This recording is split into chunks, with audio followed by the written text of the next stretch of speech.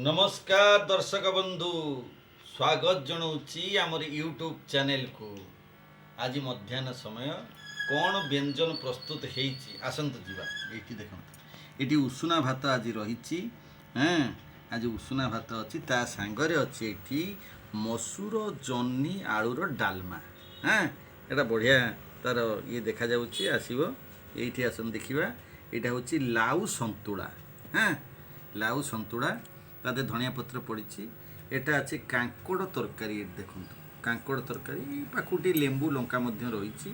यहीटा गोटे जिनस देखूँ यहीटा हूँ कलरा पत्रर बरा।